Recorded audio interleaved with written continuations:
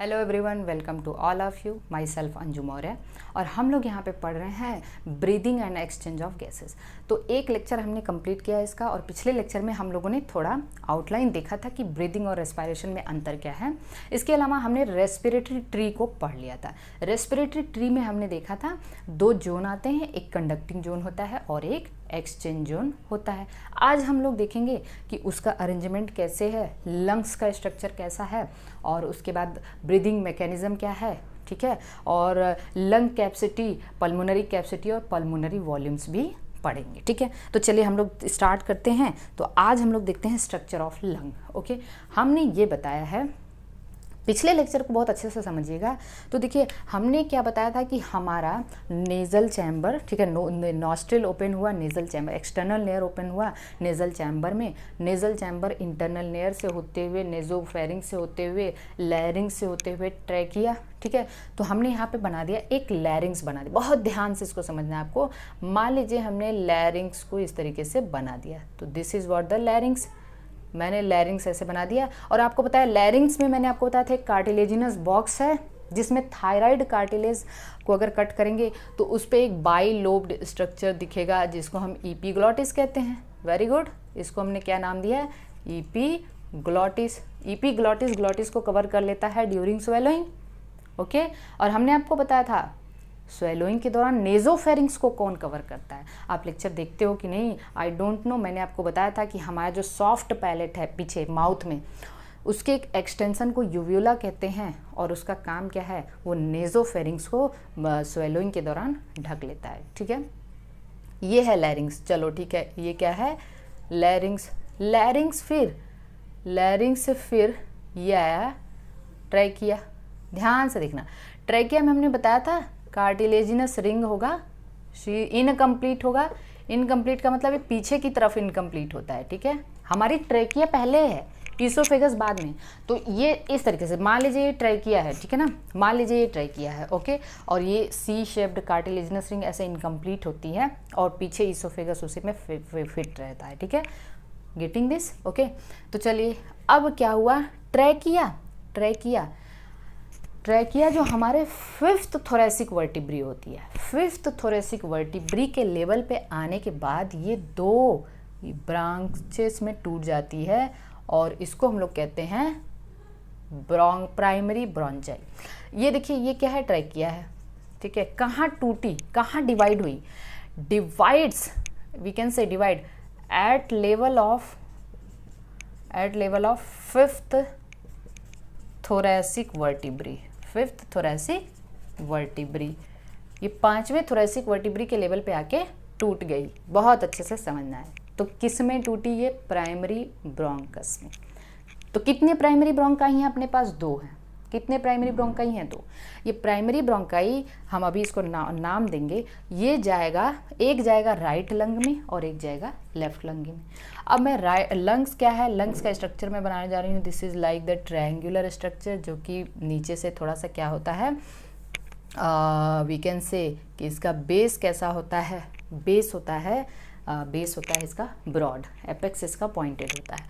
और जो, चलिए मैंने इसको मिटाया, इसको मैं अभी बता रही हूँ। और ये जो लेफ़्ट लंग है, लेफ़्ट लंग थोड़ा सा बड़ा होता है और जो लेफ़्ट लंग है वो, उसमें एक यहाँ पे एक डिप्रेशन होगा। आपके दिमाग में तो अभी आ जाना चाहिए, कार्डियक नॉच कहते हैं इसको, जिसमें हार्ट फिट होता है। Cardiac notch is the depression of left lung. ये किसका डिप्रेशन होता है? लेफ्ट लंग का। तो चलिए मैंने ये बना दिया लेफ्ट लंग। ये याद रखना, ट्रैकिया ब्रोंकाई में डिवाइड हुआ, प्राइमरी ब्रोंकाई में किस लेवल पे? At the level of fifth thoracic vertebrae. Right lung में तीन, वी कैन से तीन ये होते हैं, लोब होते हैं। राइट लंग में कितने लोब होते हैं? 3 लोब होते हैं, जबकि लेफ्ट लंग में 2 ही लोब होते हैं। याद रखना, आप कोई बहुत बड़ा ये रॉकेट साइंस नहीं है कि आप याद नहीं रख सकते। तो ये क्या है? राइट लंग है। This is the right lung, ठीक है, this is right lung and this is the left lung. Okay, this is left lung. I have यहाँ पे मैंने नॉमेनक्लेचर पहले से किया है। राइट लंग में 3 लोब हैं। ये क्या है बताइए मुझे? राइट प्राइमरी ब्रोंकाई है, मैं लिख दे रही हूँ यहाँ पे राइट प्राइमरी ब्रोंकस है ना, और ये है left primary bronchus, left primary bronchus. देखिए इसका वेट ना, इसका वेट 570 ग्राम्स के आसपास होता है और इसका वेट 600 ग्राम्स के आसपास होता है। अब आप कहोगे अरे ये छोटा भी है और ये तब भी इसका वेट ज़्यादा है, ये थोड़ा खोखला होता है क्योंकि इसमें डिप्रेशन होता है, तो इसका वेट कम होता है, इसका वेट कम होता है। इसमें 3 लोब है, इसमें 2 लोब है, got the point. Okay, now primary bronchi फिर आगे चल के 3 सेकेंडरी ब्रोंकाई में डिवाइड हो जाएगा, किसमें, राइट लंग में, और वी कैन से 2 सेकेंडरी ब्रोंकाई में डिवाइड हो जाएगा लेफ्ट लंग में। आपसे एग्जामिनर क्वेश्चन पूछ सकता है कि आपके बॉडी में कितने सेकेंडरी ब्रोंकाई हैं, 5, कितने सेकेंडरी ब्रोंकाई हैं, 5, 3 इसमें और 2 इसमें। फिर सेकेंडरी ब्रोंकाई आगे चल के टर्सरी ब्रोंकाई में, तो ये टर्सरी ब्रोंकाई में चेंज हो गया, टूट गया, ठीक है, टर्सरी ब्रोंकाई में टूट गया। टर्सरी ब्रोंकाई इसमें 10 होते हैं और इसमें 8 के आसपास होते हैं। तो बताइए सेकेंडरी ब्रोंकाई, ये लेफ्ट सेकेंडरी ब्रोंकाई है, लेफ्ट सेकेंडरी ब्रोंकाई है, और वी कैन से यहाँ पे कितने हैं, 2 हैं, और ये राइट सेकेंडरी ब्रोंकाई है, right secondary bronchi, right secondary bronchi कितने हैं बताइए मुझे जल्दी से, ये 3 हैं। फिर टर्सरी ब्रोंकाई, यहाँ पे टर्सरी ब्रोंकाई जो होते हैं ना, टर्सरी ब्रोंकाई, सेकेंडरी ब्रोंकाई आगे चल के टूटेंगे तो ये 10 के आसपास होते हैं, और टर्सरी ब्रोंकाई यहाँ पे, टर्सरी ब्रोंकाई यहाँ पे 8 के आसपास होते हैं, ठीक है, 8 के आसपास होते हैं। तो लंग्स में हम डिफरेंस कर लिए। अब ये ब्रोंकाई आगे चल के किस में टूटेंगे, ब्रोंक्यूल्स में टूटेंगे, और ब्रोंक्यूल्स आगे चल के मतलब इनिशियल ब्रोंक्यूल, ठीक है, फिर टर्मिनल ब्रोंक्यूल, और टर्मिनल मान लीजिए ये है आपका प्राइमरी ब्रोंकाई, ये है आपका सेकेंडरी ब्रोंकाई। देखिए मैं बना रही हूँ, थोड़ा सा इसको ध्यान दीजिएगा आप, ये सेकेंडरी ब्रोंकाई, फिर आया ये सेकेंडरी ब्रोंकाई टूट गया, किसमें, टर्सरी ब्रोंकाई में टूटा, टर्सरी ब्रोंकाई इनिशियल ब्रोंक्यूल में टूट गया, ढेर सारी इनिशियल ब्रोंक्यूल में टूटा, और इनिशियल ब्रोंक्यूल टर्मिनल ब्रोंक्यूल में टूट गए, ओके, टर्मिनल ब्रोंक्यूल में टूट गए, और टर्मिनल ब्रोंक्यूल आगे चल के एल्वियोलर डक्ट में टूटा, और एल्वियोलर डक्ट आगे चल के क्या बनाया, एल्वियोलाई, क्या बना लिया ये, alveolus. Getting the point. Primary, secondary, tertiary, initial bronchial, terminal bronchial, alveolar duct, ये क्या है, एल्वियोलर डक्ट, और यही क्या है, एक्सचेंज जोन है, यही क्या है, एक्सचेंज जोन है। Got the point.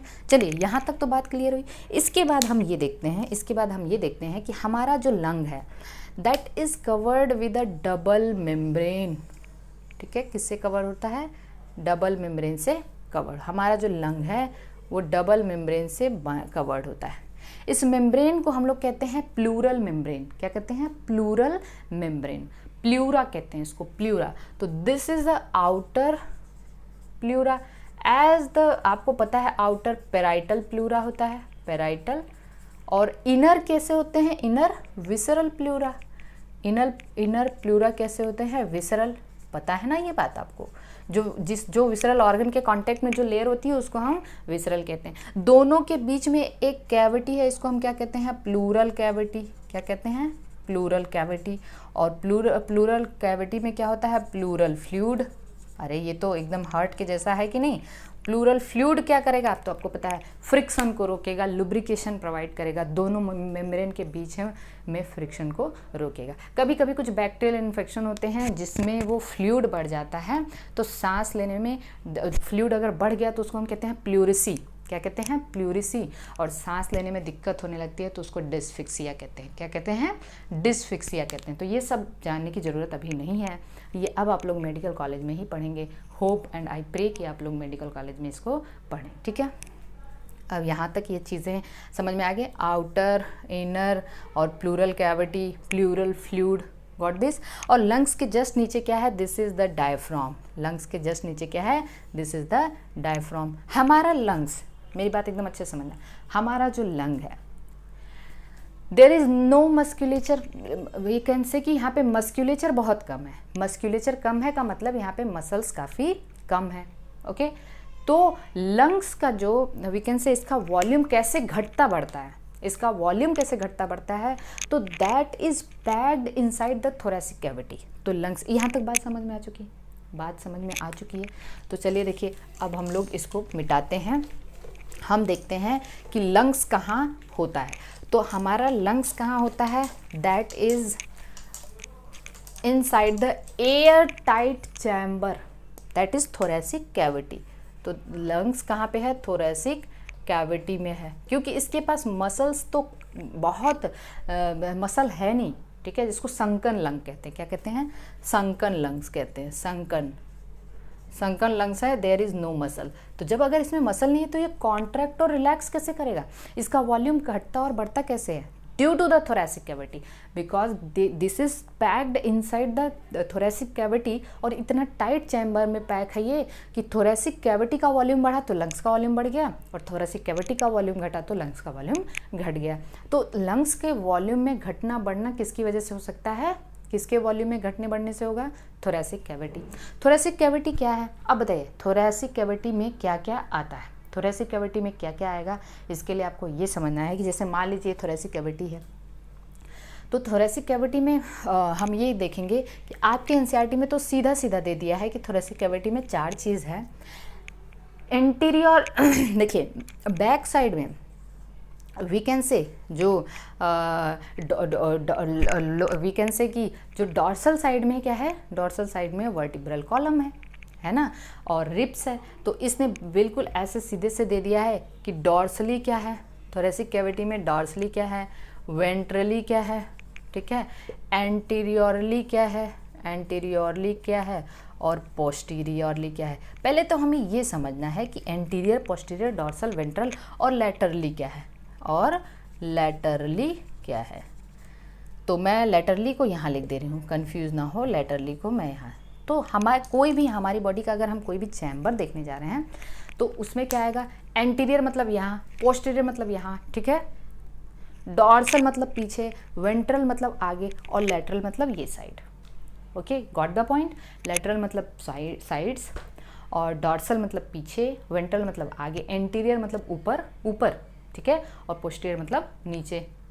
ओके, तो अब मुझे एक बात बताइए कि तो डॉर्सली क्या है, जल्दी से बताइए हमारी। हम ऐसे चलते हैं, एंटीरियरली क्या है, एंटीरियरली तो हम कह सकते हैं नेक है ना, नेक है, we can say this is the neck. Posteriorly क्या है, डायफ्राम है, पोस्टीरियरली क्या है, डायफ्राम है, डायफ्राम। ओके, अब बताइए मुझे डॉर्सली क्या है, वर्टिब्रल कॉलम है। लेकिन बताइए मुझे, क्या रिब्स डॉर्सल नहीं, रिब्स की पोजीशन क्या होती है, रिब्स हमारा डॉर्सल से लेके लैटरल से लेके वेंट्रल तक है। रिब्स की पोजीशन क्या है, डॉर्सली, डॉर्सल, लैटरल और वेंट्रल, ऐसे ना, रिब्स पीछे से ऐसे आगे तक आई है, तो डॉर्सल भी है, वेंट्रल भी है और लैटरल भी है। तो चलिए देखिए, डॉर्सली क्या क्या है, रिब्स है, और क्या क्या है, वर्टिब्रल कॉलम है, वर्टिब्रल कॉलम है। वेंट्रली में, वेंट्रली क्या है, वेंट्रली कौन कौन सी हड्डी है बताइए। एक तो ब्रेस्ट बोन या चेस्ट बोन हो गया, स्टर्नम, और दूसरी क्या होगी, वेंट्रल रिब्स भी तो है ना, वेंट्रल। तो यहाँ पे हम क्या कहेंगे, sternum and ribs, sternum and ribs. और बताइए लैटरल साइड में क्या है, ओनली रिब्स। तो ये है एक थोरेसिक कैविटी। लेकिन मैंने आपको एकदम अच्छे से समझाने के लिए सारी चीज़ें बताई, जबकि आपकी बुक में थोरेसिक कैविटी के बारे में बस और बस क्या दिया हुआ है, चलिए देखिए, देख लेते हैं इसको जल्दी से। देखिए थोरेसिक कैविटी में क्या दिया हुआ है, पेज नंबर 270 पे दिया है, formed by dorsally vertebral column, ventrally sternum, laterally ribs and lower side by diaphragm. तो उसने कहा है डॉर्सली खाली वर्टिब्रल कॉलम है, लैटरली रिब्स है, ओके, वेंट्रली स्टर्नम है, और पोस्टीरियरली मतलब लोअर साइड क्या है, डायफ्राम है। कन्फ्यूज नहीं होना, ये तो दिया है, जबकि मैंने आपको टोटल अगर बताया तो टोटल यही थोरेसिक कैविटी। ओके, चलिए, तो थोरेसिक कैविटी में अगर चेंज आएगा तो लंग्स में चेंज आएगा। ओके, लंग्स के वॉल्यूम और लंग्स के जो भी प्रेशर में जो चेंज आएगा वो किसकी वजह से आएगा, थोरेसिक कैविटी की वजह से आएगा। Got the points. Okay, come next.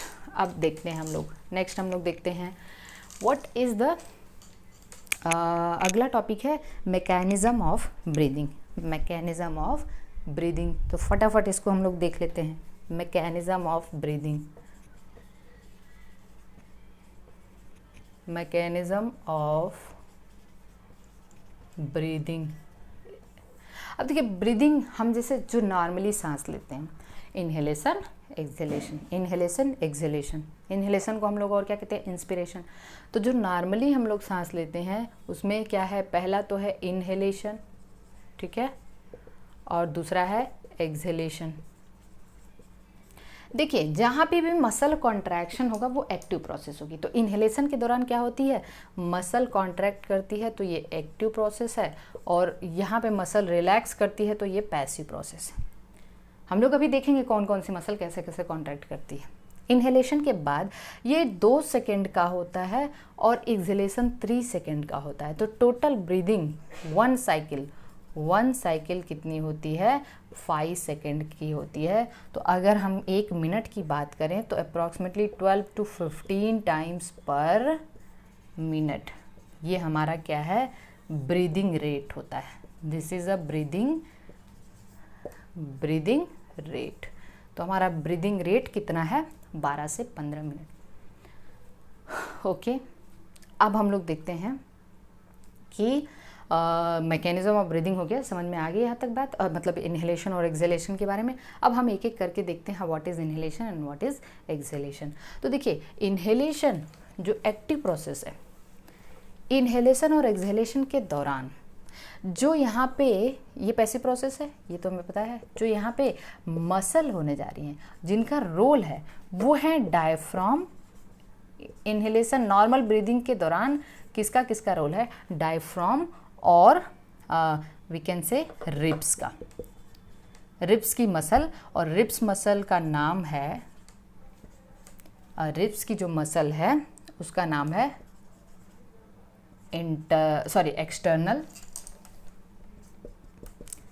External intercostal muscle.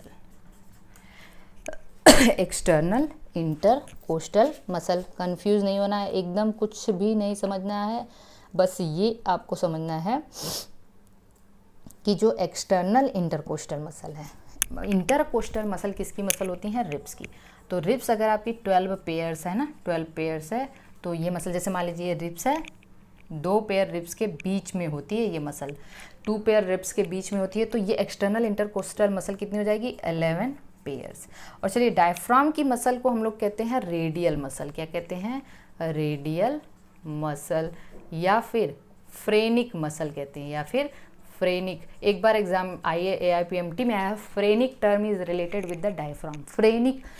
Phrenic term is related with the diaphragm. Got the point. 2 muscle का रोल है, एक है रेडियल मसल या और इन दोनों में किसका, एक्सटर्नल इंटरकोस्टल मसल का रोल है। एक्सटर्नल, बहुत से बच्चे कहेंगे अरे इनहेलेशन में इंटरनल इंटरकोस्टल मसल, एक्सहेलेशन में एक्सटर्नल इंटरकोस्टल मसल। नहीं, बहुत ध्यान से इसको समझना है, दोनों में एक्सटर्नल इंटरकोस्टल मसल का रोल है। लेकिन जब हम फोर्सफुल करेंगे ये process, like forceful inhalation and forceful exhalation, उस दौरान वहाँ पे इंटरनल इंटरकोस्टल मसल का रोल आता है, और डायफ्राम की मसल रोल प्ले नहीं करती, तब हमारी एब्डोमिनल मसल रोल प्ले करती है। उसको हम आगे देखेंगे। तो ये चीज़ इतना समझना। अब चलिए इसको हम ध्यान से समझते हैं कि इनहेलेशन के दौरान क्या हुआ। जैसे मान लीजिए ये हमारा diaphragm, this is what the diaphragm, ये डायफ्राम है, और मान लेते हैं ये हमारा है रिब केज। ये क्या है, रिब केज, या फिर हम कह सकते हैं थोरेसिक कैविटी, जिसमें ये हमारी रिब्स है, स्टर्नम है, आप एज्यूम कर लीजिए इसको थोड़ा सा। और ये है हमारा वर्टिब्रल कॉलम। ये क्या है, वर्टिब्रल कॉलम है ना। ये डायफ्राम है। डायफ्राम आपको पता है कि नॉर्मली डायफ्राम कैसा होता है डोम शेप्ड। ओके, तो normally diaphragm is the dome shaped. Diaphragm की मसल्स जो रिब्स से अटैच्ड होती हैं, लेटरल साइड में रिब्स है, हमारी रिब्स है ना लेटरल साइड में। डायफ्राम की मसल जो इसके यहाँ हम कह सकते हैं कि जो रिब्स से अटैच्ड होती हैं, उनको हम लोग कहते हैं रेडियल मसल। इसको हम क्या कहते हैं, रेडियल मसल। और ये क्या है, this is a diaphragm. Okay. Ribs है, रिब्स के बारे में तो हमें पता है कि this is the ribs, 2 pair ribs के बीच में क्या होगी, यहाँ पे किस मसल का रोल है, बताइए किस मसल का रोल है, एक्सटर्नल इंटरकोस्टल, तो ये क्या है, external intercostal EIC, intercostal muscle, external intercostal muscle. Got the point. अब क्या हुआ, अब क्या हुआ, एकदम ध्यान से आपको समझना है। 2 मसल हमें दिख गया, रेडियल मसल और एक्सटर्नल इंटरकोस्टल मसल। हुआ क्या, हुआ क्या, ड्यूरिंग इनहेलेशन क्या होगा, सबसे पहले क्या होगा, ये रेडियल मसल कॉन्ट्रैक्ट करेंगी। तो चलिए, रेडियल मसल कॉन्ट्रैक्शन कैसी प्रोसेस है हमें पता है, मसल कॉन्ट्रैक्शन कैसी प्रोसेस है, एक्टिव प्रोसेस है, कॉन्ट्रैक्ट करेगी तो एक्टिव होएगा, ठीक है। तो इनहेलेशन के दौरान मसल कॉन्ट्रैक्ट करेगी, अगर ये मसल रेडियल मसल कॉन्ट्रैक्ट करेगी तो डायफ्राम बिकम फ्लैट, ये मसल कॉन्ट्रैक्ट करेगी तो डायफ्राम क्या हो जाएगा, फ्लैट हो जाएगा। तो डायफ्राम क्या हो गया, फ्लैट हो गया, डायफ्राम फ्लैट हुआ। अगर डायफ्राम फ्लैट हुआ तो बताइए जो थोरेसिक कैविटी का वॉल्यूम बढ़ेगा, थोरेसिक कैविटी का वॉल्यूम क्या होगा बढ़ेगा। कहाँ बढ़ेगा, थोरेसिक कैविटी का वॉल्यूम बढ़ेगा मतलब एंटीरियो पोस्टीरियर एक्सिस में बढ़ेगा ना, क्योंकि डायफ्राम फ्लैट हुआ है तो ये वॉल्यूम कैसे बढ़ेगा, increase in volume of thoracic cavity in anterior posterior axis, नीचे और ऊपर की तरफ वॉल्यूम बढ़ेगा। तो हम कहेंगे increase in volume of thoracic cavity in antero posterior axis, बहुत अच्छे से इसको समझना है, antero posterior axis. Got the point. चलिए, एंटीरियो पोस्टीरियर एक्सिस में वॉल्यूम बढ़ा तो बताइए क्या होगा, अगर इसका वॉल्यूम बढ़ा तो प्रेशर, इंट्रा पल्मोनरी प्रेशर, इसका वॉल्यूम बढ़ा भाई तो लंग्स का भी वॉल्यूम तो बढ़ गया ना, तो लंग्स का वॉल्यूम बढ़ा तो इंट्रा पल्मोनरी प्रेशर क्या हो जाएगा, कम हो जाएगा। इंट्रा पल्मोनरी प्रेशर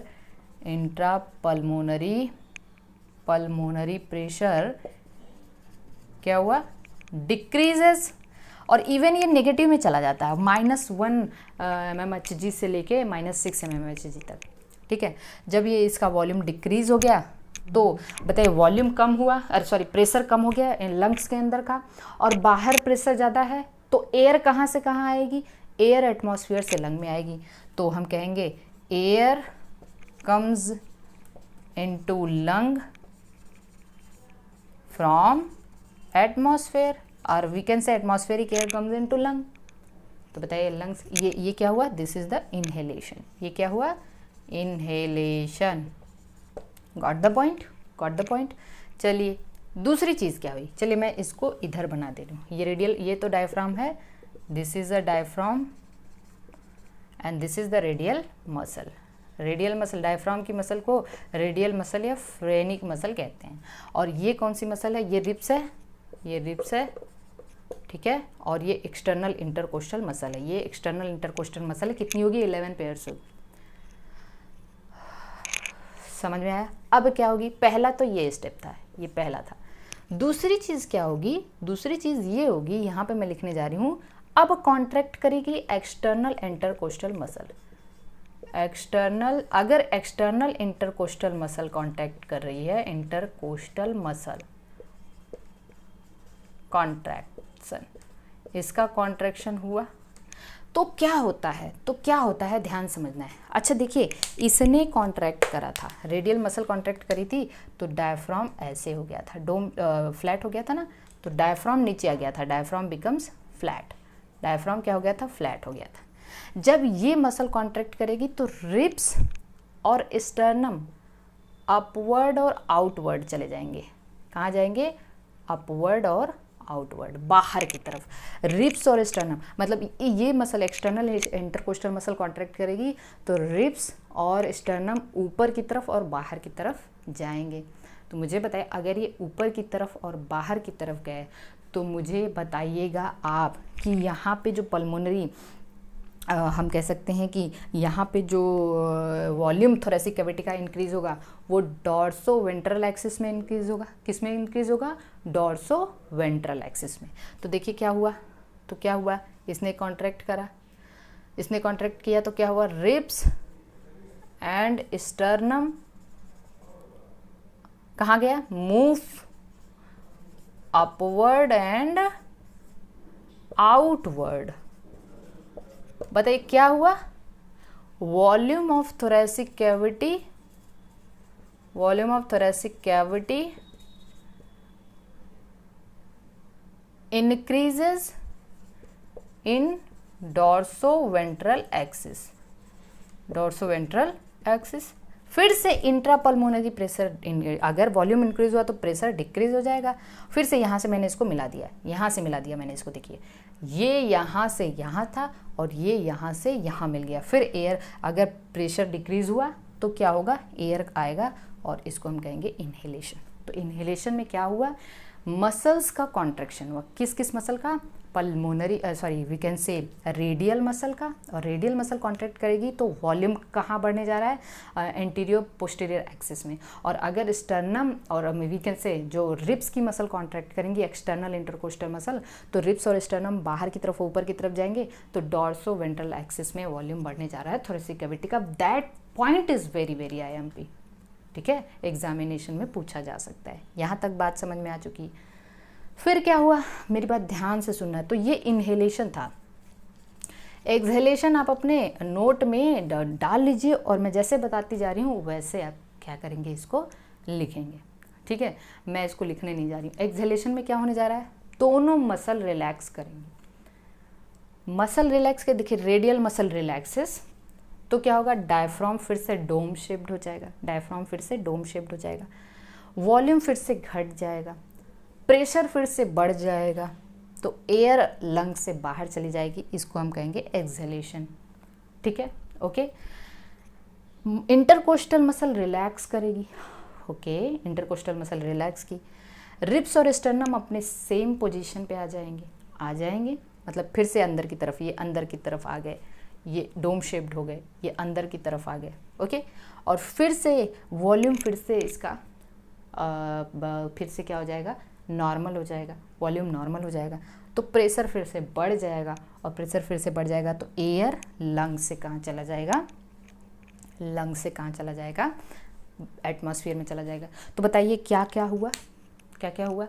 आपको अच्छे से ये जानना है कि इनहेलेशन में दोनों मसल कॉन्ट्रैक्ट करी थी और एक्सहेलेशन में दोनों मसल रिलैक्स कर रही हैं। Got the point. चलिए नेक्स्ट, हम लोगों को ये तो समझ में आ गया normal inhalation and normal exhalation, कहाँ कहाँ प्रेशर बढ़ा, कैसे कैसे बढ़ा, कहाँ कहाँ पे वॉल्यूम घटा, कैसे बढ़ा, ठीक है।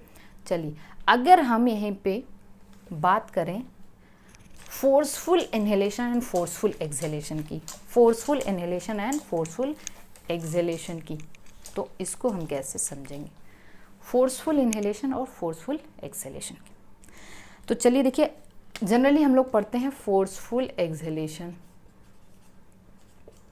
बस फोर्सफुल एक्सहेलेशन। फोर्सफुल में क्या होता है, यहाँ पे दो चीज़ आ जाता है। रिब्स की मसल तो होती हैं, उसको हम कहते हैं इंटरनल इंटरकोस्टल मसल।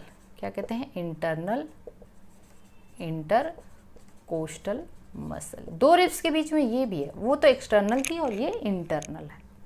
ये भी 11 पेयर्स होंगी, और यहाँ पे डायफ्राम की मसल का रोल नहीं होगा, यहाँ पे होगा एब्डोमिनल मसल का रोल। क्या होगा, एब्डोमिनल मसल। बहुत अच्छे से इसको आपको समझना है, बहुत अच्छे से समझना है। फोर्सफुल एक्सहेलेशन का मतलब तेजी, जैसे ड्यूरिंग कफिंग, ड्यूरिंग स्नीजिंग, ठीक है, छींकने और खांसने के दौरान हम बहुत तेज़ी से एक्सहेल करते हैं ना, या अभी हम कह सकते हैं कफ के दौरान, स्नीजिंग के दौरान, ठीक है, बहुत तेज़ी से वी कैन से एयर को बाहर निकालते हैं, ठीक है। तो वो कैसे होता है, तो तेज़ी से हवा कैसे आती है, ओके। तो चलिए देखिए हम क्या करते हैं, जब इंटरनल इंटरकोस्टल मसल कॉन्ट्रैक्ट करती है ना, कॉन्ट्रैक्ट, तो इंटरनल, यहाँ पे मैंने बना दिया इंटरनल इंटरकोस्टल मसल कॉन्ट्रैक्ट करी, तो ये क्या होता है, तो रिब्स, मेरी बात ध्यान सुना है, रिब्स और स्टर्नम नीचे की तरफ और अंदर की तरफ आती हैं। वहाँ पे क्या हुआ था, ऊपर की तरफ और बाहर की तरफ गई थी, ये नीचे की तरफ और अंदर की तरफ आती हैं। तो we can say ribs and sternum, downward and inward, downward and inward. अब बताइए क्या हुआ, जल्दी से बताइए। और अंदर आ गई तो intra pulmonary pressure, we can say thoracic volume घट जाएगा, थोरेसिक वॉल्यूम घट जाएगा। कहाँ घटेगा? डॉर्सोवेंट्रल एक्सिस में, डॉर्सोवेंट्रल एक्सिस में। तो थोरेसिक वॉल्यूम घटा, थोरेसिक वॉल्यूम घटा। जब थोरेसिक वॉल्यूम घटा तो इंट्रा पल्मोनरी प्रेशर बहुत ज़्यादा बढ़ जाएगा, क्योंकि पहले से भी घट गया ना, नॉर्मल से भी घट गया, नॉर्मल से भी घट गया। तो इंट्रा पल्मोनरी प्रेशर बहुत बढ़ जाएगा, नॉर्मल से भी बढ़ जाएगा, इंक्रीज। जब ये नॉर्मल से भी बढ़ गया तो तेज़ी से हवा बाहर जाएगी, जिसको हम कहेंगे फोर्सफुल एक्सहेलेशन। तो जब ये बहुत बढ़ गया नॉर्मल से तो इसको हम कहेंगे फोर्सफुल एक्सहेलेशन। एब्डोमिनल मसल, जैसे हमारे डायफ्राम के नीचे हमारा एब्डोमेन है। एब्डोमेन में क्या होता है कि हमारी जो ऑर्गन्स हैं, है ना, एब्डोमेन में है जो ऑर्गन्स हैं, और ऑर्गन्स जैसे एब्डोमिनल मसल कॉन्ट्रैक्ट करेगी, जब एब्डोमिनल मसल कॉन्ट्रैक्ट करेगी तो हमारे जो ऑर्गन्स हैं ये ऊपर की तरफ आएंगे ना, पुश हो जाएंगे ऊपर की तरफ, पुश हो जाएंगे। ओके, एब्डोमिनल मसल पुश हो जाएंगे। तो बताइए जब एब्डोमिनल मसल पुश होंगे तो डायफ्राम तो पहले से डोम शेप था, वो और ऊपर चढ़ जाएगा और मोर डोम शेप्ड हो जाएगा। तो ये डायफ्राम मोर डोम शेप्ड हो गया ना, डायफ्राम मोर डोम शेप्ड। अगर ये मोर डोम शेप्ड हुआ तो बताइए थोरैसिक कैविटी का जो थोरैसिक वॉल्यूम है वो और घट जाएगा, घट जाएगा ना, थोरैसिक वॉल्यूम घटेगा, लेकिन कैसे? एंटीरियर पोस्टीरियर एक्सिस में। और वॉल्यूम घटा तो फिर प्रेशर बहुत बढ़ जाएगा और फिर फोर्सफुल एक्सहेलेशन हो जाएगी, है ना, इंटरेस्टिंग। और फोर्सफुल एक्सहेलेशन में भी क्योंकि मसल कॉन्ट्रैक्ट कर रही है तो ये भी एक्टिव प्रोसेस है। कैसी प्रोसेस है? एक्टिव प्रोसेस है। जहाँ भी मसल कॉन्ट्रैक्ट, इनहेलेशन में कॉन्ट्रैक्ट करी थी और फोर्सफुल एक्सहेलेशन में, तो ये कैसी प्रोसेस है? एक्टिव प्रोसेस है। Got the point? Is it clear? चलिए आप देखिए, जानते रहिएगा कि जो प्रेग्नेंट लेडी होती है ना, उनमें केवल जो वी कैन से रिब्स की मसल का रोल होता है, क्योंकि डायफ्राम उनका डोम शेप्ड ही रह जाता है, क्योंकि एब्डोमिनल कैविटी जो एब्डोमेन है वो फुल रहता है।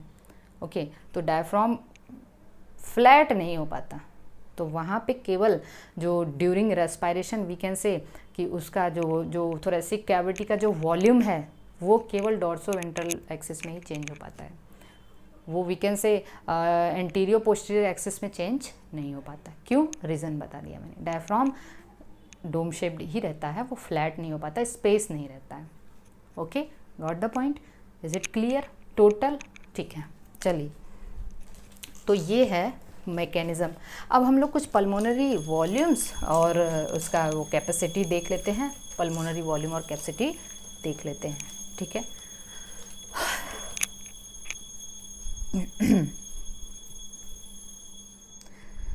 तो चलिए देखिए, हम पल्मोनरी वॉल्यूम्स और कैपेसिटी, चलिए आज नहीं, आज हम लोग इसी को देखते हैं, अगले लेक्चर में हम लोग वॉल्यूम्स और कैपेसिटी को पढ़ेंगे।